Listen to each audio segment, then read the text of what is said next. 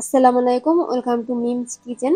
আজকের পর্বে আপনাদের তৈরি করে দেখাবো ইউনিক ডিজাইনের একটি রেসিপি।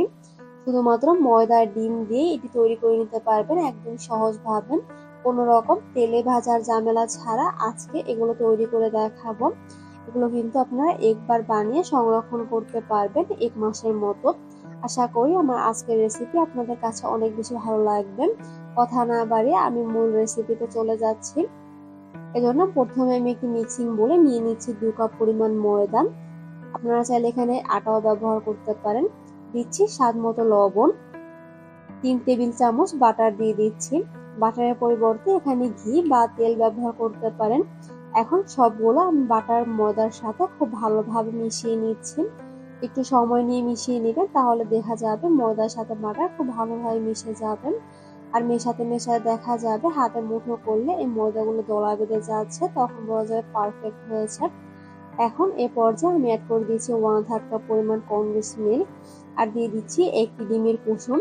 প্রথমে আমি কুসুম দিয়ে ময়দার সাথে খুব ভালোভাবে মিশিয়ে নিচ্ছি, কারণ এই ডোটাকে আমি একটু শক্ত করে তৈরি করে নিব, তাই এখানে সাদা অংশটা পরে ব্যবহার করব। আমার ক্যামেরার সমস্যা হওয়ার কারণে আমি আপনাদের সাথে শেয়ার করতে পারিনি। আমি পরে ডিমের সাদা অংশগুলো সম্পূর্ণটা অ্যাড করে দিয়েছি। আর এই ডোটাকে আমি একটু শক্ত করে তৈরি করে নিয়েছি। উপরে সামান্য তেল লাগিয়ে এই ডোটাকে আমি রেস্টে রেখে দিব 20 মিনিটের মতন। আর তেল লাগানোর ফলে কিন্তু এই ডোটার উপর থেকে ড্রাই হয়ে যাবে না। 20 মিনিট পর আমার ডোটা পারফেক্ট ভাবে সেট হয়ে গেছে, আর দেখতেই পাচ্ছেন ডোটা বেশ অনেকটাই সফট হয়ে গেছে। এখন এই ডোটাকে আমি 1 মিনিটের মতো খুব ভালোভাবে মথে নিচ্ছি। আর মথে নেওয়া হয়ে গেলে এই ডোটাকে আমি দুভাগে ভাগ করে নেব। আপনারা চাইলে কিন্তু এই পর্যায়ে ছোট ছোট করে লেচি কেটে নিতে পারেন। সবগুলো লেচি যেন একদম সমান ভাগে ভাগ হয়, তাই এখানে আমি প্রথমে ডোটাকে দুভাগে ভাগ করে নিচ্ছি।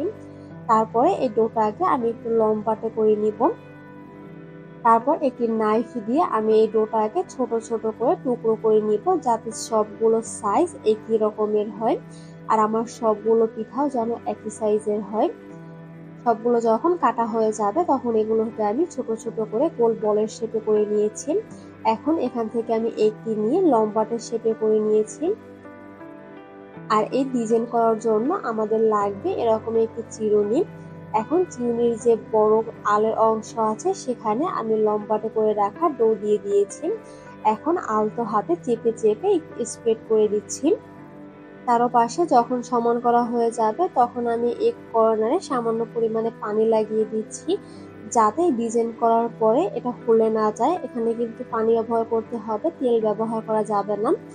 এখন আমি এক পাশ থেকে এভাবে করে রোল করে নিচ্ছি। আপনারা একটু লক্ষ্য করুন, তাহলেই বুঝতে পারবেন আমি কাজটা ঠিক কিভাবে করেছি। আমার এভাবে করে রোল করা হয়ে গেছে। এখন অপর পাশ উল্টে আমি এটাকে ছিল করে দিচ্ছি, যাতে অপর পাশ খুলে না যায়।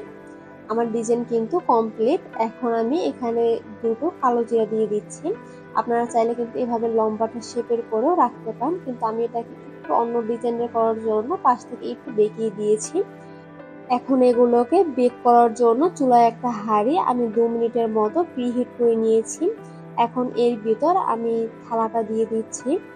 এখন এভাবে চুলার আঁচ মিডিয়ামের থেকে কমিয়ে 20 থেকে 25 মিনিটের মতো আমি এটাকে বেক করে নিব।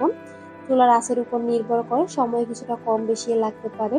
25 মিনিট পর এটা কিন্তু খুব ভালোভাবে বেক করা হয়ে গেছে। এখন আমি পরিবেশন করে নিয়েছি। আর আমি আপনাদেরকে দেখিয়ে দিচ্ছি যেটা কতটা মুচমুচে হয়েছে। এটা কিন্তু আপনারা একবার বানিয়ে 1 মাসের মতো অনায়াসেই সংরক্ষণ করতে পারেন। কোনো রকম তেলে ভাজা ঝামেলা ছাড়াই কিন্তু আজকের রেসিপিটি শেয়ার করেছি। আশা করি আপনাদের কাছে ভালো লেগেছে। আজ এ পর্যন্তই। আল্লাহ হাফেজ।